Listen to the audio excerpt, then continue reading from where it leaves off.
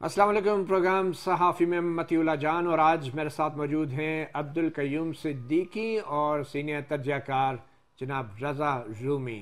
आज के प्रोग्राम में आज की तारीख से बात का आगाज़ करेंगे। 4 अप्रैल 2023। 4 अप्रैल 1979 को वज़ीर आज़म जुल्फ़िकार अली भुट्टो को एक कत्ल के मुकदमे में सज़ाए मौत की सज़ा जो सुनाई गई थी उस पर अमल दरामद कर दिया गया। 4 अप्रैल के दिन जुल्फ़िकार अली भुट्टो फांसी चढ़ गए और ये वो सुप्रीम कोर्ट की इमारत है, संगमरमर की सफ़ेद इमारत, जिसके ऊपर आज भी जुल्फ़िकार अली भुट्टो की नाम की जो प्लेट है वो लगी है। नाम की ये तख्ती सुनहरी हरूफ में लिखी गई है और सुप्रीम कोर्ट के सामने आज जब शाम को 4 अप्रैल का सूरज गरूब हो रहा था तो उसकी रोशनी में जुल्फ़िकार अली भुट्टो के ये नाम सुनहरे अल्फाज जगमगा रहे थे।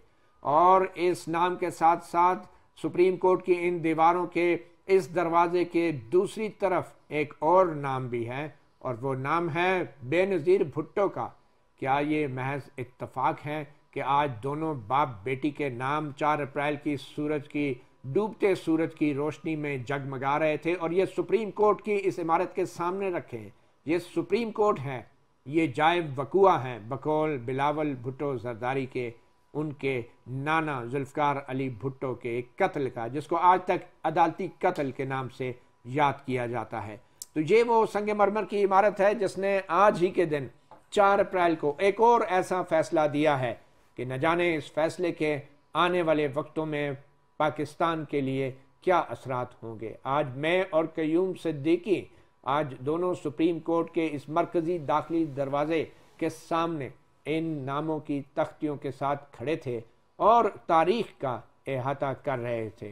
अजीब सितम ज़रीफ़ी है कि जो शख्स कत्ल हुआ वो अपने मकतूल के घर के दरवाजे पर अपना नाम छोड़ गया और बेनज़ीर भुट्टो के कातिल भी आज तक इन्हीं अदालतों के फैसलों के बायस असल कातिल जो हैं वो सज़ा तक नहीं पा सके।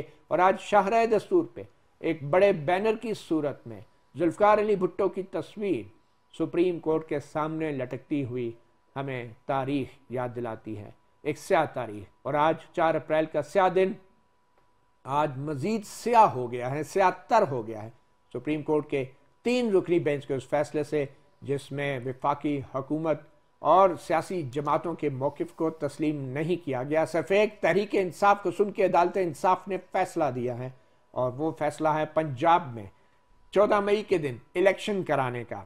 और 14 मई के दिन इलेक्शन कराने की तारीख किसने दी? इलेक्शन कमीशन ने नहीं, सदर ने नहीं, गवर्नर ने नहीं, बल्कि सुप्रीम कोर्ट के 3 मुअज़्ज़ज़ जजों ने दी है। और सिर्फ पोलिंग की तारीख नहीं, पूरा शेड्यूल जारी किया है सुप्रीम कोर्ट ऑफ पाकिस्तान के 3 मुअज़्ज़ज़ जजों ने। Chief justice Umar Bandial, justice Ijazul Ahsan और जस्टिस मुनीब अख्तर। जस्टिस उमर बंदयाल और जस्टिस एजाजुल एहसन का ताल्लुक भी लाहौर से है और बज़ाहिर ये तख्त लाहौर की ही जंग है, जिसके बारे में बिलावल भुट्टो भी बार बार कहते हैं कि हम और छोटे सूबे तख्त लाहौर की इस जंग का निशाना बन रहे हैं। तो बात करते हैं इसी फैसले के हवाले से। सबसे पहले जो सुप्रीम कोर्ट ने 14 मई की तारीख मुकर्रर की है और साथ ही हुकूमत को हुक्म दिया है कि 11 अप्रैल तक 21 अरब रुपए इलेक्शन कमीशन ऑफ पाकिस्तान को फराहम किए जाएँ और वजारत दफा, वजारत दाखिला, पंजाब की निगरान हुकूमत, उसको पाबंद कर दिया गया है कि वो इलेक्शन कमीशन के साथ ताउन करें, उनको 21 अरब रुपए फराहम करें और 14 मई को इलेक्शन होंगे, वैसे ही होंगे जैसे कि तहरीक इंसाफ चाह रही है और अदालत इंसाफ कह रही है। तो रज़ा रूमी साहब, आपसे आज की इस गुफ्तगू का आगाज़ करते हैं। कैसे देख रहे हैं इस फैसले को और ख़ास तौर पे 4 अप्रैल के इस दिन को, और ये जो आज फैसला आया है क्या उसके नतायज भी वही होंगे जो 4 अप्रैल 1979 के दिन के थे? शुक्रिया मतीउल्लाह जान साहब, आपने बड़े पावरफुल इंट्रोडक्शन दिया आज। और यकीनन 4 अप्रैल का दिन जो है वो पाकिस्तान की तारीख, पाकिस्तान की अदालती तारीख के ऊपर एक स्याह धब्बा है जिसके ऊपर कोई कार्रवाई नहीं की सुप्रीम कोर्ट ऑफ पाकिस्तान ने कि उसका कुछ अजाला किया जाए। आपको याद है कि 2011 में एक रेफरेंस भी भेजा गया था सब उस वक्त के प्रेसिडेंट की तरफ से कि इस फैसले का पर को दोबारा से नजर सानी की जाए, उसको देखा जाए। लेकिन वो ताहाल इतने सालों के बावजूद वो पेंडिंग है, उसके ऊपर कोई कार्रवाई नहीं हुई, जो कि इसी बात की निशानदही करती है कि सुप्रीम कोर्ट इसमें इंटरेस्टेड नहीं है कि माजी में किए हुए जो गलतियां हैं, उनकी फाश गलतियां, उनका कोई अजाला करके तो आगे बढ़ा जाए।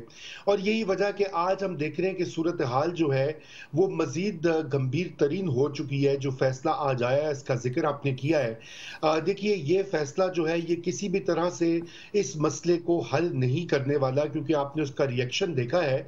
वफाकी हुकूमत ने उसको मुस्तरद कर दिया है।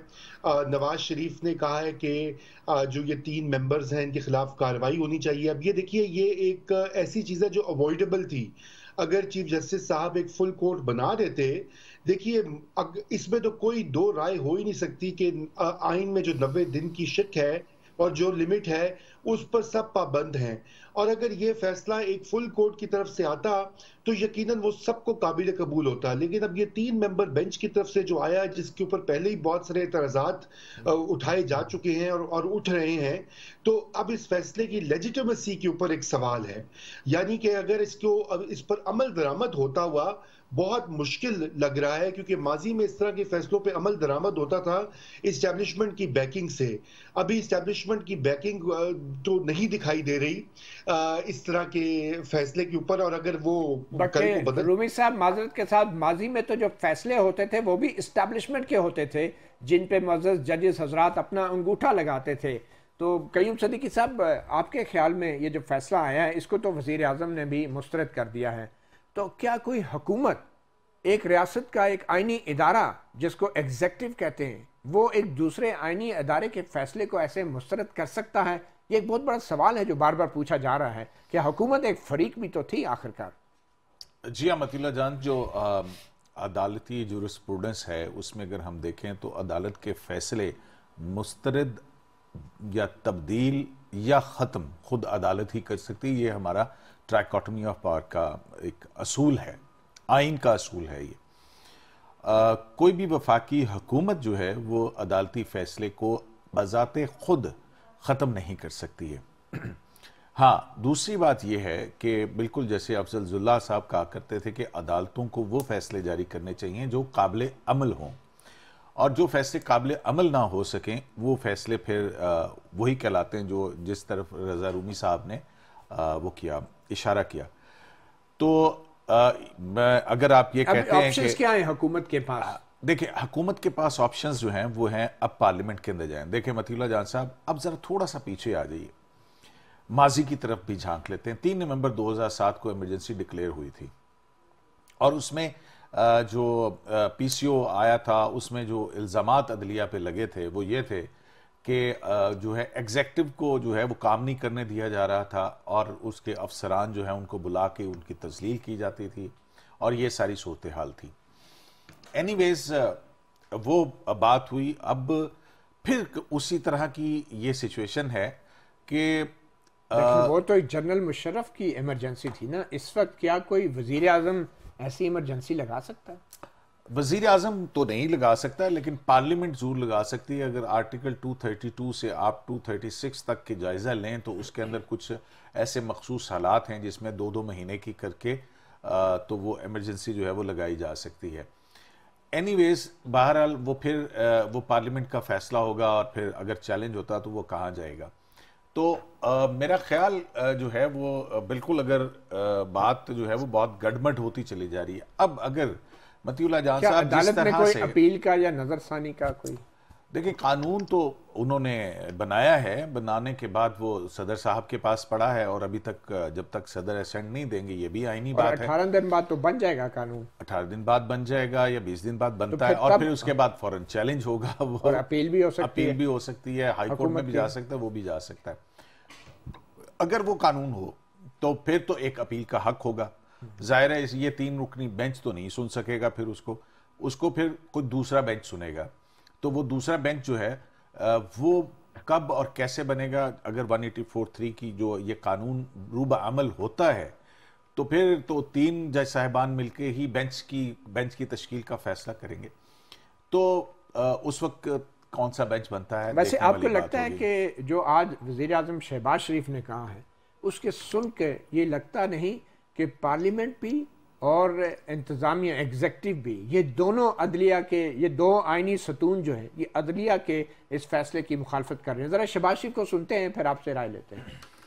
आज 4 अप्रैल है और फॉर्मर प्राइम मिनिस्टर शहीद जुल्फ़िकार अली भुट्टो का जुडिशल मर्डर आज ही की तारीख को हुआ और आज 4 अप्रैल को इलेक्शन के हवाले से जो पिछले 72 घंटे में जो कार्रवाइयाँ हुई, आज फिर एक मरतबा 4 तारीख को जनाब स्पीकर अदल और इंसाफ का कत्ल हुआ।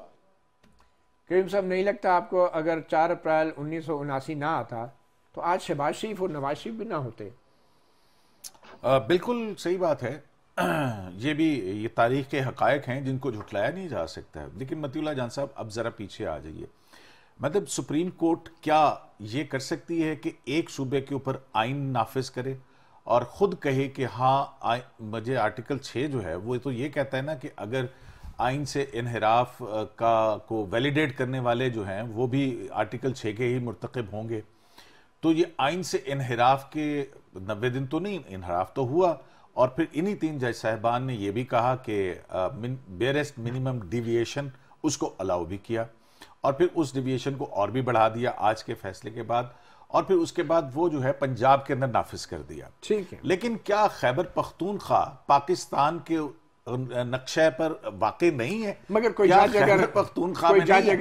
अगर पेशावर से होता तो शायद खैबर पख्तूनख्वा का भी फैसला आ चुका हो। ठीक है, तो क्या ये देखें ना, मतलब कि एक हिस्से पर आइन नाफिज है, दूसरे हिस्सा क्या आइन नाफिज नहीं है? उसके लिए अलग दरख्वास्त लें, पंजाब में जल्दी करा। नहीं तो आज खुद नोटिस था ना, जिस तरह से आपने इलेक्शन कमीशन को अपना जेर नगीं बनाया, इलेक्शन कमीशन के ऊपर मॉनिटरिंग जज भी बिठा दिया और फिर एग्जीक्यूटिव के 2 इदारों को जो है वो भी डायरेक्शन देके अपने पास बुला लिया।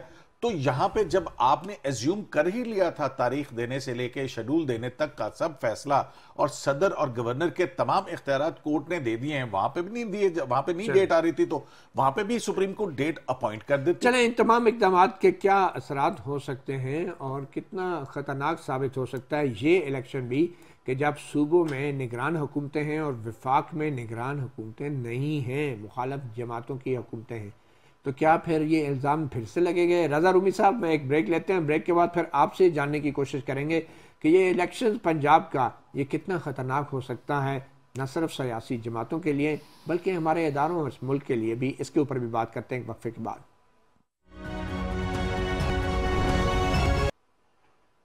अब सवाल ये पैदा हो रहा है कि क्या सुप्रीम कोर्ट का फैसला आइन की एक मासूमाना तशरीह है, या फिर जैसा कि अपोजिशन के कुछ लोग या बल्कि हुक्मरान इत्तेहाद के कुछ लोग कह रहे हैं, ये साजिशाना तशरीह है। और ये साजिश शुरू हुई मुबैना तौर पे आइन के आर्टिकल 63A की उस तशरीह से, जिसके बाद पंजाब में एक हुकूमत गिराई गई और तहरीक इंसाफ को लाया गया। और अब एक बार फिर इस तशरीह के बाद पंजाब में इलेक्शन जो कराए जाएंगे तो उनसे हालात ख़राब होंगे। तो रज़ा रूमी साहब, आपको क्या लगता है, क्या ये मासूमाना तशरीह है या फिर साजिशाना तशरीह है जिसके नताइज शायद संगीन भी हो सकते हैं?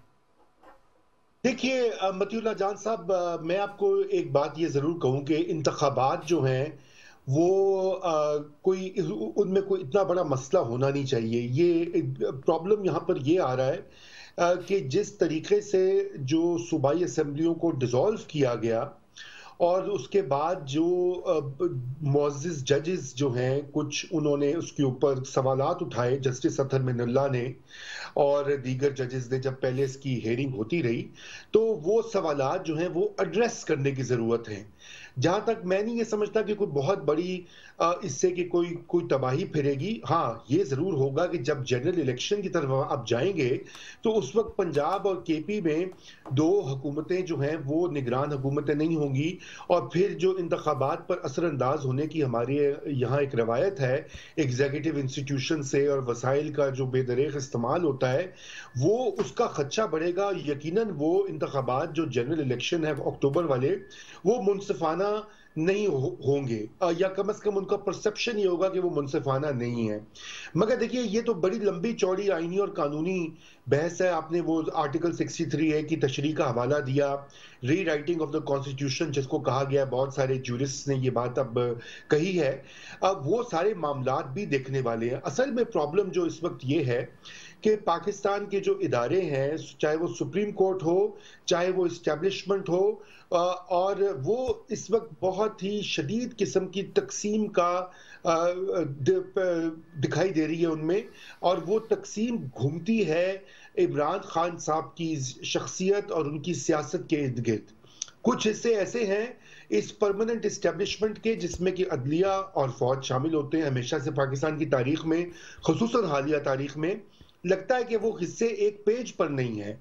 वहां पर आपस में मुख्तलिफ आरा या कशीदगी या मुख्तलिफ वर्ल्ड व्यू है पाकिस्तान को आगे ले जाने का।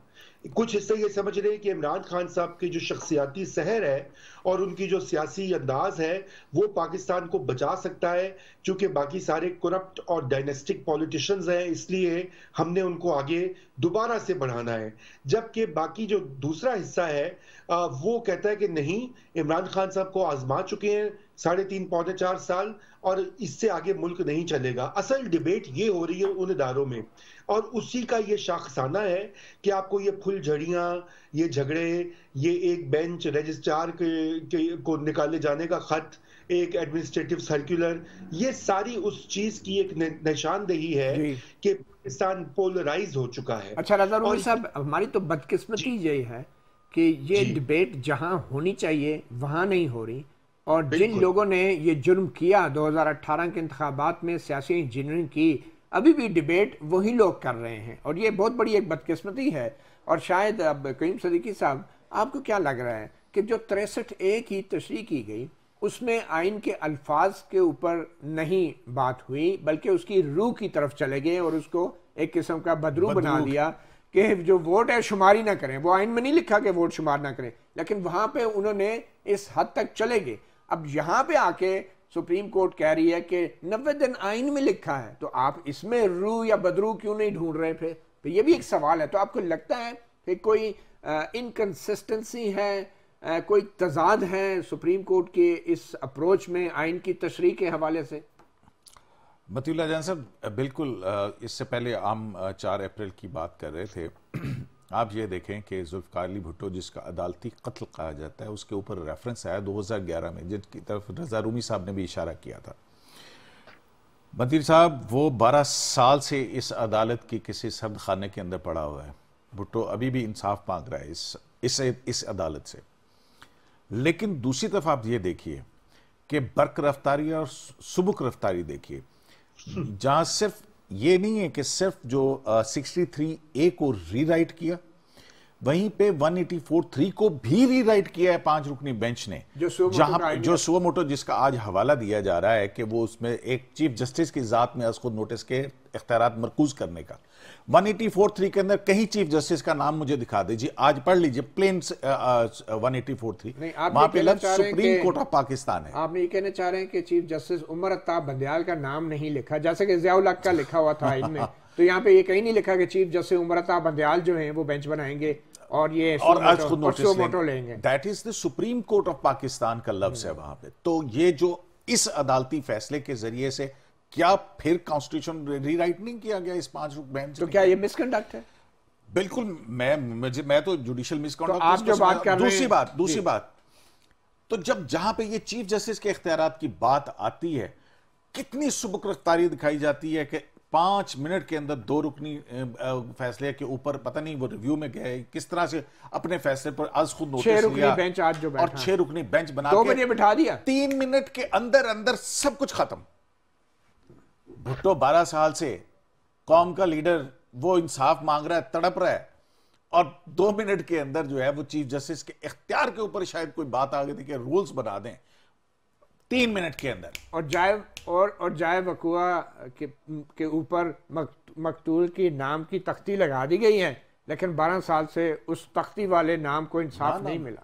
ना अपना वो काला चेहरा धब्बा जो है ना उसको साफ करने की कोई कोशिश नहीं है। तो मुझे आप ये एक बात बताएं मतीउल्लाह जान साहब, इस सारी सूरत हाल को आप क्या कहेंगे? आप जालिम मारे और रोने भी ना दे।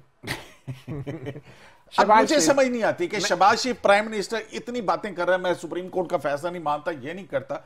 यार जनरल बाजवा ने सरेआम तकरीर के ऊपर जो है एडमिट किया मैं सियासी मामलात के अंदर मुदाखलत करता रहा हूं।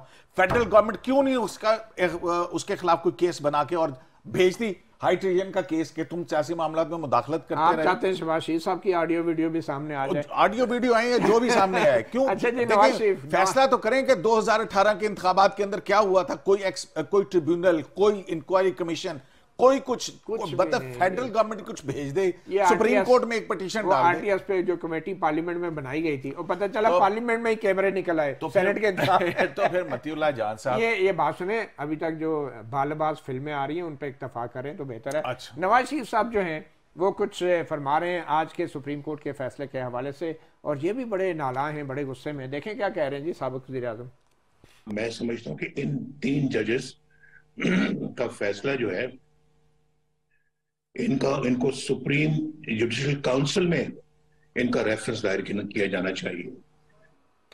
आपने कहा ये मिसकंडक्ट है, और इन 3 जजेस के हवाले से नवाज शरीफ कह रहे हैं सुप्रीम जुडिशल काउंसिल में रेफरेंस दायर होना चाहिए। और अगर इन्हीं 3 जजों ने बाद में नवाज शरीफ साहब की अपीलें मंजूर कर ली तो नवाज शरीफ साहब ने कहना है कि जैसे जनरल बाजवा को बख्श दिया, मेरा कोई जाती झगड़ा नहीं था, तो जज साहब को भी बख्श देंगे। फिर मसला तो सिर्फ वही है ना कि मतीउल्लाह जान साहब बात तो फिर आपके ख्याल में वाकई ये रेफरेंस शहबाज शरीफ दायर करेंगे? नवाज शरीफ कह रहा है, क्या शहबाज शरीफ कल दायर करेंगे ये रेफरेंस, या सिर्फ बयानात की हद तक ये सारी बातें? देखें, वो उनकी अपनी राय है, वो हुकूमत में नहीं है, शहबाज शरीफ है हुकूमत के अंदर, ठीक है। मैं तो वो बात कर रहा हूँ कि अब फिर वफाकी हुकूमत सर्टन एक उसकी वो शायद लिमिटेशंस होती हैं। अब वफाकी हुकूमत जो है वो एडवाइस करेगी ना प्रेसिडेंट ऑफ पाकिस्तान को कि उसके जरिए रेफरेंस जाएगा ना, जैसे जैसे काजी फईसा के खिलाफ गया था। तो उसके बाद होना क्या है? अच्छा, 15 दिन ही लगेंगे ना, प्रेसिडेंट रोक देगा 20 दिन, तो अभी डाल दो। नहीं, वो एक और मामला है, ये एक और मामला है, उस पर वो माइंड अप्लाई करेंगे। वैसे फैसलों के ऊपर रेफरेंस दायर नहीं होते, ये तो हाँ, ये बात तय है। फैसलों के ऊपर रेफरेंस तो नहीं, ये बात तो ठीक है। हमारे जो ऑडियो लीक्स आई हैं तो उसके ऊपर जो करना चाहते हैं अगर लेकिन मतीउल्लाह जान साहब, एक कंडक्ट की भी तो बात है ना, जुडिशियल कंडक्ट। उसमें कंडक्ट क्या है इस फैसले के अंदर? एक जज का क्या कंडक्ट होता है? जो ज़ाब्ता इखलाक है, क्या खिलाफ वर्जी है उसमें? क्या खिलाफ वर्जी हुई है आपके ख्याल में? इन 3 जजों ने कोई बहुत सीरियस खिलाफ वर्जी की है उस कंडक्ट की? जस्टिस मुज़ाहिर नकवी को साथ बिठा के चीफ जस्टिस ऑफ पाकिस्तान जो जुडिशल काउंसिल के सरबराह हैं, जिन्होंने किसी भी जज की इंक्वायरी करनी है, वो जस्टिस मुज़ाहिर नकवी को साथ बिठा के कहते हैं सब बकवास है। बकवास तो नहीं कहा, लेकिन जिस अंदाज से कहा गया और कहा कि मैंने पैगाम दिया है सबको, तो भाई ये जो मुज़ाहिर नकवी को मैंने साथ बिठाया। वन मैन शो और शाही सुप्रीम कोर्ट क्या होती है मतीउल्लाह जान साहब? लड़ाई अब जो है ना वो यहाँ पे आ गई है। वन मैन शो वाली शाही सुप्रीम कोर्ट या आइन कानून के तहत शफाफ तरीके से काम करने वाली, अवाम को इंसाफ फराहम करने वाली सुप्रीम कोर्ट, तो ये जो है ये असल मुद्दा है। देखते हैं कि ये कहाँ तक सुनो के कहाँ तक सुना। साहब, आप कैसे देख रहे हैं, क्या इलेक्शन कमीशन जो है सुप्रीम कोर्ट के इस फैसले पर अब अमल दरामद कर पाएगा, या पहले की तरह शेड्यूल भी जारी कर देगा और आखिर में जाके एक बार फिर वो कहेगा जी ये मसला हो गया? और वजारत दिफा ने जो खुफिया दस्तावेजात दी थी, मतलब मुल्क की सिक्योरिटी के हालात इतने ख़राब हैं, इसका मतलब है कि चीफ जस्टिस और इन 2 मुअज़्ज़ज़ जजों ने वजारत दिफा की खुफिया दस्तावेजात को भी कोई लिफ्ट नहीं कराई, और जो वो बता रहे थे कि सूरत हाल ख़राब है, या तो सूरत हाल ख़राब नहीं है और हमारी वजारत दिफा गलत बयानी करती रही है सुप्रीम कोर्ट के सामने, और सुप्रीम कोर्ट ने उनकी नहीं मानी। देखिए जी, वो मैंने आपको पहले भी अर्ज किया था कि वो पहले वाली बातें तो नहीं रही ना। अब चूंकि तकसीम है तो फिर तकसीम में मुख्तलिफ जो धड़े और ग्रुप्स होते हैं वो अपनी अपनी जो पावर के लिए स्ट्रगल करते हैं। मगर यहाँ पर जो आपने जो बात की इलेक्शन कमीशन की, वो आज के फैसले से और ये जो प्रोसीडिंग्स हुई हैं, इससे एक और बहुत बड़ा आईनी और कानूनी सवाल पैदा हुआ है और उठा है, जो कि अनफॉर्चुनेटली इस फैसले में उसको एड्रेस नहीं किया गया, शायद डिटेल जजमेंट में हो। और वो ये है कि इलेक्शन कमीशन ऑफ पाकिस्तान खुद एक आईनी और खुद मुख्तार एक ऑटोनोमस एंटिटी है। वो उसके पास अदालती इख्तियारात भी हैं, एग्जीक्यूटिव इख्तियारात भी हैं, और सवाल ये पैदा होता है कि क्या वो सुप्रीम कोर्ट के ताबे है और क्या सुप्रीम कोर्ट उसकी पावर्स को अप्रोप्रिएट कर सकती है कुछ माहिर कानून जो है वो ये कहते हैं बिल्कुल कर सकती है क्योंकि सुप्रीम कोर्ट के इख्तियारात जो हैं वो वसी हैं। कुछ का ये कहना है कि वो नहीं, इसमें नहीं इंटरफेयर कर सकती क्योंकि आइन की स्कीम ऐसी है। देखिए ना, जब इस तरह के फैसले उजलत में हो या एक जिसे कहना चाहिए कि जिसमें कि एक फुल कोर्ट सब लीगल विजडम शामिल ना हो, तो फिर इस तरह के सुकम और इस तरह के जो सवालात और मसाइल उठ खड़े होते हैं। और यही वजह है कि ये फैसला काबिल अमल तो दूर की बात है, ये इसके ऊपर जो कानूनी और आईनी तरीके से भी अभी जो है वो वजाहत मजीद चाहिए। मैं ये समझता हूँ, एक फाइनल पॉइंट मैं आपको ये बता दूं कि ये जो फैसला है इससे ये अभी फाइनल चीज नहीं है, इसके आगे बहुत कुछ होगा और जो कि लाजिम चीज है, क्योंकि इस वक्त तीन रुखी लड़ाई जो है वो शुरू हुई है और उसका मंतकी अंजाम अगले तकरीबन चंद हफ्तों में होगा। अगले चंद हफ्तों में होगा। एक छोटी सी ब्रेक लेते हैं और ब्रेक के बाद फिर बात करते हैं कि 3 में से 2 आईनी इदारे एक तरफ खड़े हैं और अदलिया एक तरफ। खुदा न खास्ता कुछ भी हुआ इलेक्शन से पहले या इलेक्शन के दौरान या इलेक्शन के बाद, तो सिर्फ 3 अफराद इस मुल्क की इस बदकिस्मती के जिम्मेदार होंगे। वो 3 अफराद कौन होंगे और आप और मैं अच्छी तरह जानते हैं। एक ब्रेक लेते हैं और इस मामले पे बात जारी रखते हैं।